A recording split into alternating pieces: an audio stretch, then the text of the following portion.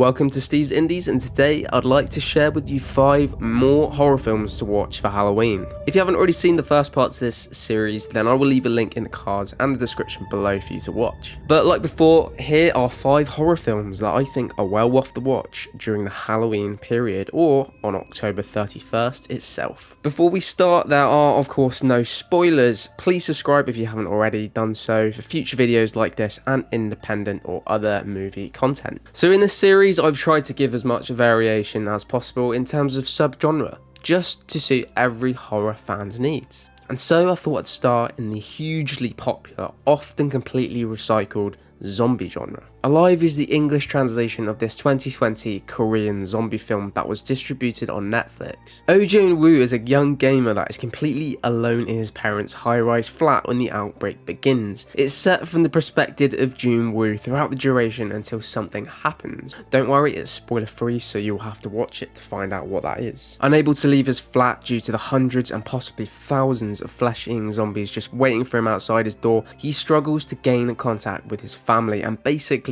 any form of human life. Now, this is such a thrilling film despite the character's confined circumstances. It's literally edge of your seat thrills straight from the off. Now, I was considering putting The Resort or The Legendary Train to Busan, but for Alive, it just adds something different to this overplayed genre. It's a very patient zombie film that relies on the charisma of its lead character to propel the film forward. And I think in a really weird way, there was just something so relatable about watching a young man try to survive in 2020 as he's locked down by the outside world, faced by life or death choices that will ultimately test June's humanity. I believe it's still on Netflix if you want to check this one out. Next up is the first ghost film from this video, The Power, directed by British filmmaker Karina Faith in 2021. It's based in 1970s London in an old Royal Infirmary hospital. A poor trainee nurse named Val has to work what other nurses would call the dark shift. And why is it called the dark shift? Because unfortunately, in true horror cliche fashion,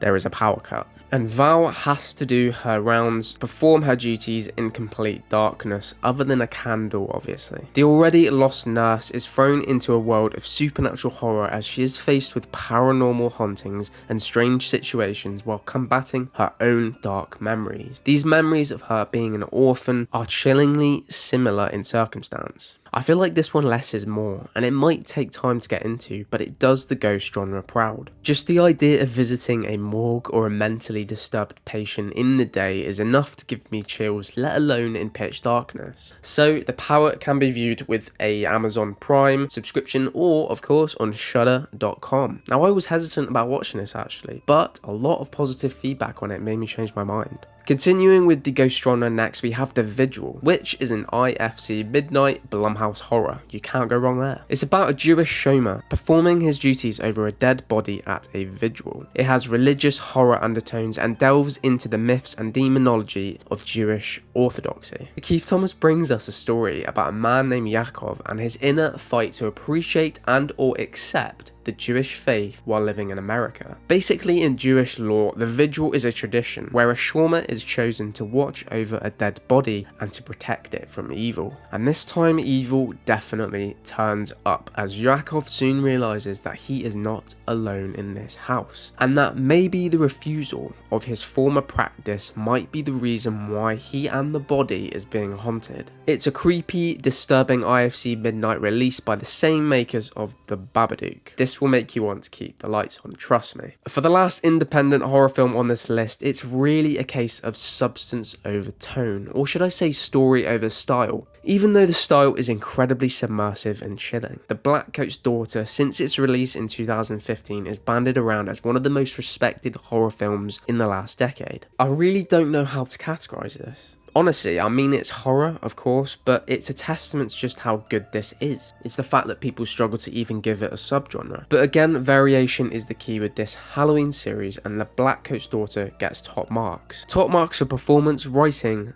and Oz Perkins really does well at maintaining the horrific narrative. It's a slow build up with an incredibly good payoff. The story essentially follows 3 boarding school girls as they are left by their parents during the winter school break, and it's really the environment that is the gem in this horror, and that includes the faculty staff for sure, as you will find out. It's done from the perspective of three girls, and their timelines are kind of very different, and that's the whole idea of the film, the narrative. I can't really say too much, I really can't, because it will ruin it, but if you aren't in the mood for a gore fest, cheap jump scares, zombie or a monster film or a slasher, then this one should be your Halloween pick. I guess it's for hardcore horror fans that really respect well-made horror and enjoy stories about the occult or Satanists. And finally, if you've seen my previous video, then now it's time for the fifth and final recommendation, which is the classic recommendation. I can't believe I'm saying this, but my classic, because it feels not long ago that I remember watching this on a very expensive VHS tape that my dad had bought in the early 2000s. But Scream, released in 1996, is the film that set the standard following the gritty 70s and of course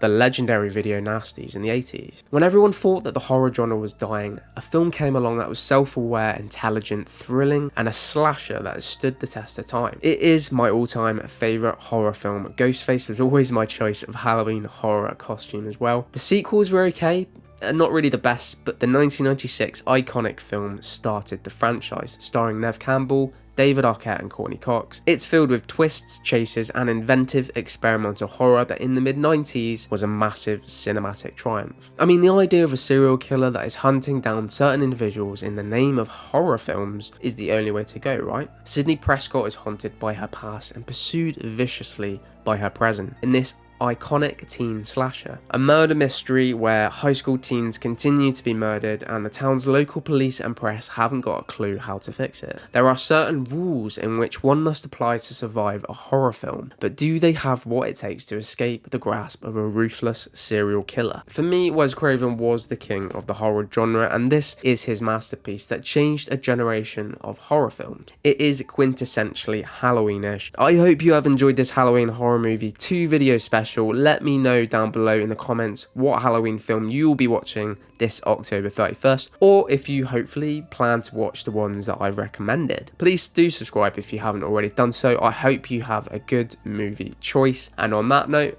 take care everybody.